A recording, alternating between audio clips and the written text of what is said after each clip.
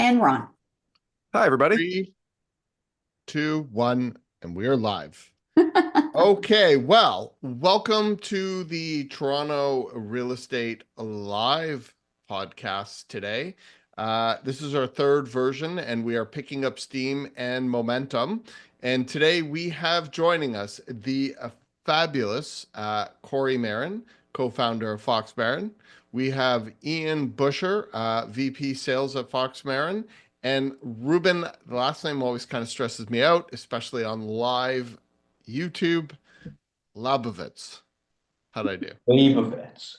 Leibovitz. 2025 was the year you were going to get this right, so you still have another 9 months. Yeah, and it has only been 5 years. It's only been 5 years. I know. I usually just call you "Hey guy," but it doesn't always work, I guess.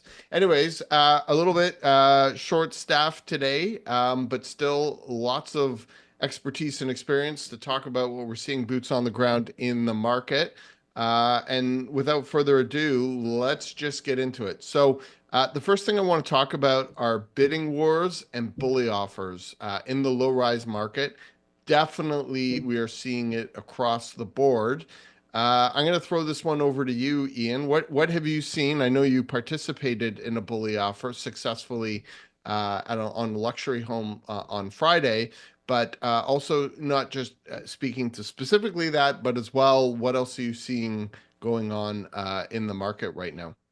I think it's happening because for a bunch of different points that I'll try to summarize here. I'll try to keep my thoughts organized, but I feel like after March break, a lot of people were holding off, and the listings came in pretty strong the week after March break. So there were options for people, but I think part of the reason why a bully offer just might work in this market is because the sellers are nervous. The sellers are less confident than they used to be about, you know what, thanks very much for your big number, but let's wait until our offer date. They're willing to hear you out and discuss it. It still needs to be aggressive. I mean, there's a reason why it's called a bully.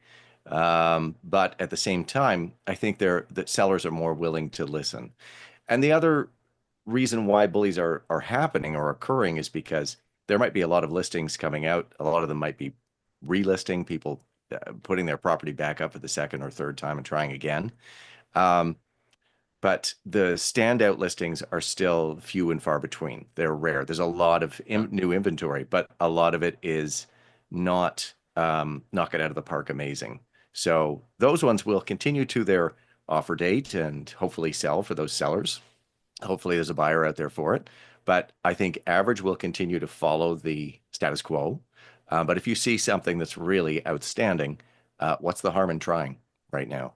With sellers being not all sellers are nervous, but I feel like there's a little bit of nerves out there, and they're worried about their offer date, and they're worried about not seeing that price on the offer day.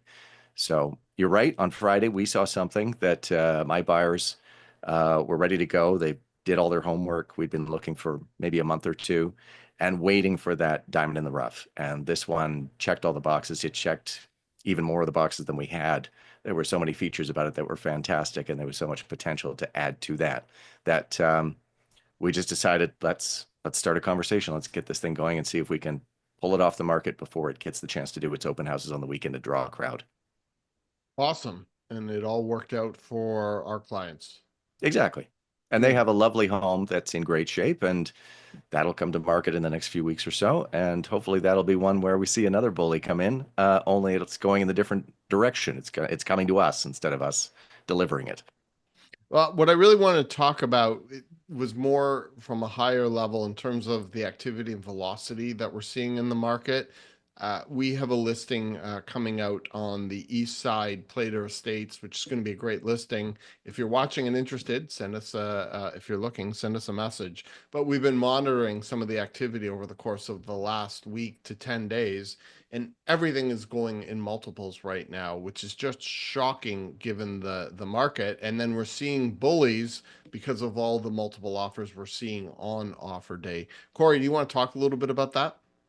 Yes, I have been tracking the area for that very reason because we have a wonderful property coming to market in that sweet spot that I know that buyers will see as being quality and in an awesome school district. So I've been very attentive to the new listings coming on the market, anything listed over 1.3 and then selling up to about 2.1. So I've been walking through the properties, monitoring offer nights, and then again, monitoring the bully offer. And I think we talked about this on the podcast last week. I've been very tentative personally to list anything in April, knowing that we are going to be competing with the news and the narrative, which people are, I would assume, be very distracted by, including tariffs and the upcoming federal election. And so I've been taken aback by the fact that it looks like a lot of people are not dissuaded by the current events right now and are proceeding aggressively, whether it is that they are submitting a bully offer on an attractive quality property and or willing to compete with other buyers for inventory. And so I am really surprised by that, to be honest. And I'm like, are they trying to beat the spring buyer competition? Are they trying, why now, at a time where I would assume buyers would stand back and wait? Why is it that they are now making these bigger moves, these bolder moves that we haven't seen really um, for a while? And so I'm not really sure what's causing that. And maybe people are just like, want to just move on in their lives and they have a long-term perspective about their principal residence and they want to tuck their family away in a great neighborhood with great schools, and they'll deal with whatever the consequences are later, if there are any consequences. So perhaps I'm paying too much close attention to these current events, and people still need a place to live and they want to live in a nice area, and they want to live near good schools. So I think it's been really great to see, and I'm going to continue to monitor this for the next little while. Well, number one, it's our job to monitor everything that's happening. So that's part of what being a really good agent is. It just becomes very difficult to navigate or give really good advice when everything that we're seeing happening is happening at such a fast and unprecedented level that the question is, well, how do you make sense of it? And there's two sides to the equation that we're battling with, especially on the listing side. Is on one side, we're seeing tremendous uncertainty and instability with a prorogued government, a very heated election, a tariff threats, a date of April 2nd, better watch out, threats of annexation, recent auto tariff of 25%, but now I'm reading, well, it really isn't 25%. It depends on the component mix of the cars that nobody's ever going to understand. There's an interest rate announcement coming up, which was looking very hopeful until we saw inflation numbers at 2.6%. And then, of course, we have an election to look forward to at the end of the month. And everywhere when you read the news, it's apocalypse, depression, recession, world wars. And so markets like certainty, we're in very uncertain time. And so is now the time to list a property, or is now the time to make a big $2-3 million purchase? Clearly, we are seeing people think, and agents recommend, that it's time to list a property. And we are seeing a lot of activity and people making bold moves in a time where, we should feel maybe a little more cautious. And then on the flip side, when you look at historically, and I'm speaking anecdotally of the last 20 years of the Toronto real estate market, or whatever it is, I can't do the math on my feet that quick, but it's been a long time. There's a lot of money in Toronto, and there's not a lot of great properties, and people, regardless of interest rates or uncertainty, will move forward if they see what they want. And the other thing that I really understood, but never really fully had the opportunity to experience until COVID happened, is there are drivers that just sometimes force people to make these big decisions other than looking about the economy and money and finances and global instability. And that's death, divorce, children. I think they're 70s. Ian and I can never remember them, but there are things that sometimes, even in the height of COVID, lockdowns, fear everywhere, people are just always going to be looking to do these type of decisions and moves, irrespective of what's happening in the world, also knowing just how much fundamental money there is in Toronto. And that's something that can never be underestimated. Now, we're not talking about the condo market to people who are watching this. We're talking specifically about the highly coveted low-rise market in central and downtown Toronto. And we are seeing a significant uptick in activity. Sammy on our team won in multiples on Wednesday. I think she beat out 3 other offers. So again, and that was like a lower sort of entry level price point on that one. Ian's was a luxury price point just under $3 million. And so we are seeing that happen right across the board. Rubes, I'm going to pass this over to you because you always have some great words of wisdom. Yeah. What are you seeing in terms of activity, in terms of offer nights, in terms of preemptives, specifically in the low-rise market? Well, I think I'm going to combine what all three of you said and kind of take notes on all of that. To Corey's point, I think a lot of people are just ready to move on, and Ralph, to your point, there are so few quality properties that come available. Ian said that the last week, and I agree completely. There's been a lot of inventory come online since March break. But at the same time, Ian, what would you say of that as quality? 10 or 15% of the new listings that are coming up? Yeah, I would say between 10 and 20%. Yeah, for Yeah. every 10 that you see, 8 are like, yeah, that's fine. And one is Yeah. like, whoa, maybe 2, right? Yeah. Where you're like, oh, we got to get in the car and go see that. So I think that's really a big driver, and even a big driver behind bullies right now is the continuation of seeing not great listings come online and only 1 or 2 of 10 catching the buyer's eye. And I think also what I've been seeing in terms of sale price at the end of bullies, they don't seem completely out of hand, unreasonable. No. Whereas a couple of years ago, I mean, we would always say a bully offer is kind of like tipping a bouncer, giving a bouncer $100 bill to pass the line to beat the competition. Now you're seeing bully offers that are selling very much in range of what we would determine market value to be. And What you'd so, expect on the offer night, right? exactly. Yeah, yeah. And so, sure, if somebody can go out there and they can beat the stress of an offer night and get something done in 2 or 3 hours, why not? Why not give it a shot? And I I think have this seen is over the past week. this is part of our role too with what you're saying. Yeah. I'm sorry to steal your No, go ahead. interrupt you, but yeah, is to make people feel confident enough via Mhm. the pricing, via the data, via the market updates to say, if you want to do this and you want to do it ahead of the offer date, you kind of have to be a bit, you've got to be aggressive and I've got to give you the information for you to feel like this is a safe thing to do. I want you to feel like this is a safe place to go to. Because if we don't do it tonight, a few nights ahead of the offer night, we're probably going to end up in this same zone, except you'll be competing with 10 other people who might be able to do the same thing or beyond Mhm. if we make it to Monday or Tuesday's offer night. And So nobody on our team is gonna let anybody get out of that zone. We exactly. are all there we all draw a line and protect our clients, and we're not gonna let you overpay by $100,000 on a bully offer, even if you have a 20 or 30-year outlook. Um, because that's a lot of money. But we're going to give you all the information to make that informed and a good decision in whether or not a bully is right today or whether it's right to wait till the offer night. So, Ruben, I We're have a follow-up question for you to our audience and viewers. We work predominantly central downtown Toronto, Yeah. but sometimes for special clients, we go outside of our geographic area. And Mhm. Ruben, you've been pretty active with a couple clients in Mississauga area, Mississauga, maybe even Etobicoke, Oakville kind of Mhm. area. You've had a few clients take you out that way. What are you seeing there? Because it definitely looks and feels a lot different than what we're seeing day to day here in central and downtown Toronto.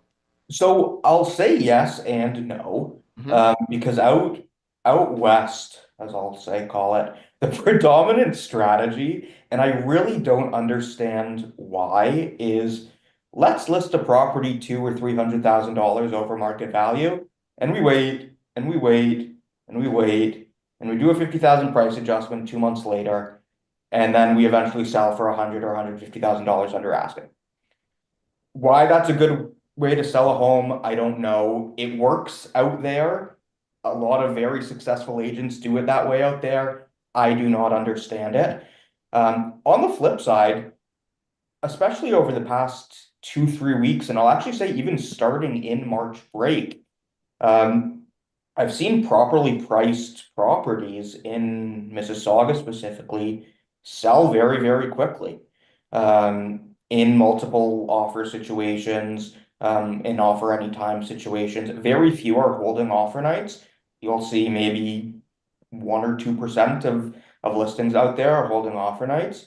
But the well-priced properties are selling quickly and often selling with multiple offers.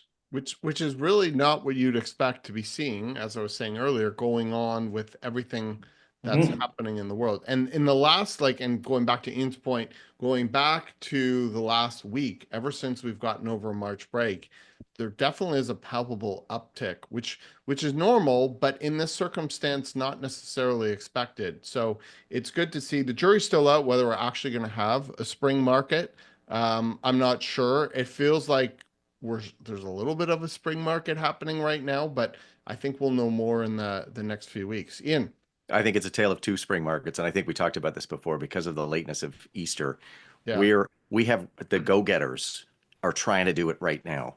Then we're going to have a little break. Everybody's going to, put a little calm or pause on it, and then it's going to be post Easter. It'll come back again for a little while. And one of the things I was sort of taking some notes of things I want to bring up too is between the four of us, none of us are considering how convenient and handy it is to move in the summer when you've got kids, because we're all childless in this grid right now. So it's sort of like for some people, even though things are topsy-turvy, there is still something to be said for the timing of buying in the spring when you've got kids, when you're trying to achieve a certain school district, when you're trying to take your vacation and use that time to move because the kids are home as well, then that's going to have an impact too, despite everything else that's going on. And I wanted to bring two headlines into this too. There was a poll that came out um, that people already have tariff fatigue. Canadians are like, I'm just gonna stop paying attention to it because Yep. it's not making any sense to me. And one day I'm told to, just give up and everything's going to be more expensive. And the next day I'm told it's not going to be that bad. And then the next day it's back. It's being the big bad wolf at the door. And then the next day it's not that bad again. People are like, I just need to live my life. And there's a high percentage of Canadians that are taking that approach. I thought it was interesting that they revealed that the Bank of Canada almost didn't reduce in March. Oh, I didn't catch that. What was the story with that? So they came out and said basically if it wasn't for the tariff scare, the committee that decides were split, Yeah. and they were almost not going to make a change, and they decided that because of the tariff scare they needed to do it.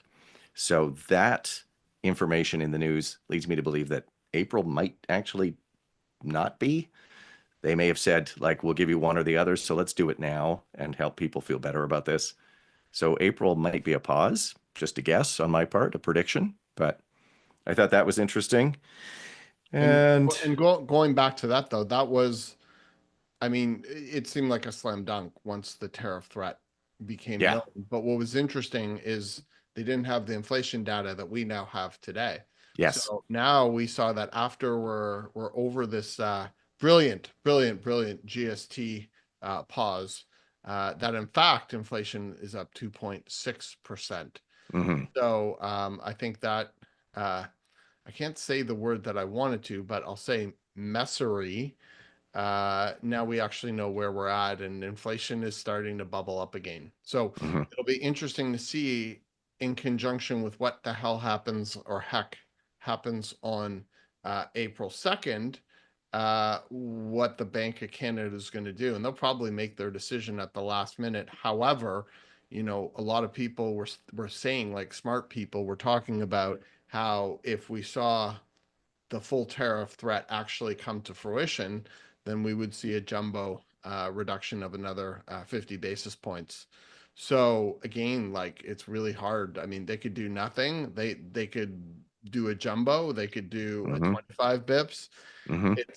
It's really hard to know, and I certainly wouldn't want to be the decision maker on that call. Yeah, it's going to be a challenging one with all the levers moving in different directions at the same time. I don't envy them either. And the Fed is paused as well. So just interesting time. Sorry, and I did interrupt you. Do you have something else you want to? No, that's okay. That takes care of my list. I'm all caught up, except for the D's. Does anybody want to hear the D's? Yes. Okay, sorry, Can we Corey. guess? Can we go around and I'll guess? start. Let's go Absolutely. around. And I'll Death. take them off as you get them. Death. Divorce. Correct. Diamonds, Correct. diapers, Diapers. Diapers. No, I was next. Diapers, correct. Yeah. Diaper. Corey. dementia, No. Oh, there's something. Oh, it's like they cheated. Delocation or something. Relocation. Yeah, there's one that's called discovery, which is kind of like you're being forced to move. You're doing something else, right? And that includes job relocation. Yep. So 2 more that you missed from the standard 7, and then we'll go into the unstandard 7. That was a smart answer. All right, Ian, Styles would still be up there on the survey. I don't want any more viewers to drop off. So let's just go through the rest of them. Debt. Yeah. Oh, debt. Yeah, debt. That's an Diplomas. Oh, yeah. So moving up. Also, you can add, as a client of mine and I joked around, dogs, deportation, delusion, disabled, drugs, or dumb. And Ruben, excellent. what was the one you said? I said dementia. Dementia? Sure. I think that could be on the list. Yep. You're right. I'll add that for next time. Perfect. Thanks for hearing me out. Corey, you had your hand up. I'm sorry. Oh, I just wanted to acknowledge that we've had some viewers bouncing in and out of the live today. So viewers, thank you so much for joining. I just want to acknowledge that we just appreciate you being out there. And if you have questions or comments, or you want us to answer something specific to you, your circumstances, or you have a thought about Toronto real estate right now, or the market overall in Canada, or the shit show that's happening, please feel free to dump it in the chat. We'd love to hear from you. So I just wanted to say hello to all of you personally, and we're just appreciative of you being there. Awesome. Okay, so I've got another topic I want to discuss. Let's talk about the condo market. We dabbled in the freehold. One of the things that's interesting is we are starting to see interest from investors talking about buying condos. And I'm just bringing that up because that is a conversation we have not had in literally a very, very long time. And it seems like we're having more and more of those conversations, which is really interesting. I know, Corey, you had one. Maybe you want to talk about that, and then I'll throw it over to Ian. Ruben. Yeah, I think it actually makes a lot of sense. So in my age demographic, in my sphere of clients, a lot of my clients' kids are getting toward their last year of high school or their first couple of years of university. They're just in that transition period. And the parents, who would be my friend sphere, are like, you know what? My kid is going to be graduating from Queens in 4 or 5 years from now. This would be a really smart time for me to acquire a condo for them on their behalf to get them into the market while the condo market is soft. This is a consideration I want to start making now, knowing that there is opportunity out there. And I think if one does have the capital and the resources to pull that off, I think it's actually a really smart move. And obviously, you'd be setting up your kids for the future long term, which would just be phenomenal for them, because we all know that anyone under the age of 35 is going to be struggling so much with housing affordability. And so it's just a conversation I've just started to be dipping in and out of in the last, I'm going to say, 7 days. And I think that is something I'm going to be paying attention to. And perhaps we might do a podcast about it, because I think it might be really helpful for parents in that age category that have capital or equity in their homes and they are really set up with their careers and they've got stability in what they do and their kids are at an age where they're not having to look after them 24/7, might be able to look at expanding their real estate portfolio for that reason. Mm-hmm. Awesome. And we have clients who, when they were very young, one when he had his bar mitzvah, their parents bought him a condo. They still own that condo today. They're in their late 30s, and that condo has given them a lot of options in life. And so it's an interesting opportunity if you do have the ability financially and you do have the ability to think long term, especially when thinking about if housing is unaffordable now, what's it going to look like in 20 years. So I think it's a really interesting conversation, maybe something we should definitely discuss, talking about a little bit more in depth on a future podcast for sure. Ruben, you have for some reason a bunch of people talking to you in your pipeline right now of clients that you're working with. On the investment side, on the condo side, what are you seeing? What types of what are they talking about or thinking about, and where are they coming from looking to make an investment? So I think the biggest thing, just even before going into that, is to start. I do have a number of clients looking for investment purposes. The interesting thing is they all seem to be all cash buyers. Interesting. And I think those are the types of people looking to get in right now, looking to take advantage of a softer market. Because the reality is that if you're an investor, you still do need to put down probably 50% to break even on Yeah. a monthly rental from a rental rate perspective. And so it's the people who have a lot of cash, high equity in their homes, whatever it may be, who are looking to expand their real estate portfolio. And right now, I'm gonna go ahead and say that those are really the only people that I would recommend consider that at all. Um, from my perspective, I think we all agree that long term the condo market's going to do very well. I still think it's probably going to be a few years before we start to Yep. see a decent rebound. And so I really don't see a point in it otherwise, unless you do have a large portion or all of your purchase being in cash, you're collecting rent, you're breaking even, whatever it may be, and then you're holding on to it for 5, 10 years and taking advantage of the appreciation at that time. Or I'd agree with Ruben, but I'd also say a really astute potential buyer for condos would be your first-time home buyer now as well, that would be looking at the condo market as a principal residence. Oh, yeah, for sure. Okay, I just wanted to make sure Yeah, that we. yeah, 100%. I was talking just strictly from you recently that- helped an end user in a similar situation where they bought a principal residence. Me? Yeah. Yeah, well, I just closed a week or so ago. And I have another few that are looking for a principal residence. Absolutely. I think it's a completely different. I always say when I'm working with clients that are looking for their primary residence, you have to find the right balance between personal use and investment. And that kind of scale is slightly different for everybody. But yes, 100%. I figured that may have gone without saying. But maybe not. I think it could and be.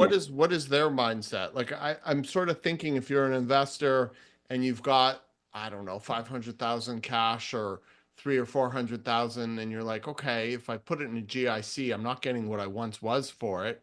And I think that was the argument from some of our investor clients before, when they could just tuck it into a GIC and get that high rate. Now with rates coming down, I think they're starting to look for other safe harbor long term for their cash. And so I think that might be a driver there, because they're not really worried about cash flow like you suggested when they're putting that much down. So that is interesting. Again, just something we're starting to see as a shift, anecdotally, boots on the ground, but these conversations are happening now, and that's not something that you're reading about in the newspaper. You're just seeing months of inventory and you're seeing Armageddon, but there are people now starting to edge back in. And across our entire team, we're having these conversations now, and I think these are a couple of really good examples, something to keep your eye on for sure. Ruben, and what is driving a first-time buyer? Obviously, they're going to be nervous. Yeah. I think some of them are a little older, like late 20s, early 30s. Like, what is pushing them for somebody who's been a renter or living at home? What's making them say, you know what, now is the time for me to buy a condo to live in? I think it's part personal circumstances, but on the financial side, I think they're seeing prices are still down, depending on how you look at it, anywhere from 12 to 17% off the peak of the market. And they are looking at it from a long-term out there. They're saying, okay, I need a place, it's myself, or we're a couple, and we need a place that's going to last us 5, 6, 7 years. Um, let's take advantage of a market that is down considerably from its height. And ultimately, a lot of what's most important to them is, would they like appreciation? Of course, who wouldn't? But it's also just that stability and that security, and not having a investor landlord try and kick you out or raise your rent by $500 a month. So I think a lot of it is it's taking advantage of a depressed market, and it's that long-term personal security. I think the most amazing thing about the condo market is that it's been relatively flat if you look at it from pre-pandemic. Mhm. And if you look at all the things that the market has thrown at it between 2019 and today, it's shown a tremendous amount of resiliency. So I think that's something that an investor, or that is something that somebody who's looking to purchase as an end user is thinking about. Oh my gosh, look at how much the market has had, from 500 basis point increase in interest rates to bans to all kind of like foreign buyer bans, just every sort of extreme, from vacancy taxes, like everything that could be thrown at it has been thrown at it. And even if you're down from the peak, which was just madness in 2022, it's still performing really quite well. So I think people are sort of seeing that as a bit of a sense of stability, knowing in the pipeline in a few years from now, things will turn around, because there's literally going to be nothing coming online. Corey? So we have a question in the chat, which Yeah. actually one of our own awesome teammates that was unable to make it here tonight due to technical issues. And this comes from Jess, who is, we all refer to her as the queen of acquisitions. And she Yes. has asked us to answer this question. So I'm going to repeat it to the panel. And she's asking, what types of condos or locations are you seeing the most opportunity right now for buyers and investors? Anyone want to answer that? I'll start, and I'll just say anything that's actually livable. Yes. It's a great answer. I think that's Good kind of start. a bare minimum, or it should be a bare minimum, but in a lot of the Toronto inventory, it's just not. I agree. I think that, lower rise buildings, more boutique in style, more principally owned versus rented, limited Airbnb, limited short-term rental, not condo-centric communities where there's high density of condos, close to transit, good construction, decent elevators, not living in a 40-story building where you have 4 elevator banks and 6 levels of parking, and you end up waiting for your elevator for 20 minutes and then having to go down a ramp 5 rounds just to get to your parking. Living away from some of the entertainment communities where you're going to be stuck in construction and traffic just to get to your parking spot. Safer communities where you have a bit more of a neighborhood feel. You're close to coffee shops and a local gym, and you can walk to the dog park. All of these things. And we've done a couple podcasts about really good, how to find a good condo, and they do exist, but staying away from some of those like just rental centric, awful Yeah. cookie cutter Gardner Expressway pieces of shit condos with concrete all over it. Stay away from them. There you go. Filing- You use the S word, Corey. Filing Good old cabinets fashioned. for people. Yeah, well, you're allowed to swear on YouTube. Well, there you go. Ruben, you had a point? I was gonna say, like Corey, every single thing that you said is what I think we would all look for, and what we would all recommend our clients look for in a condo.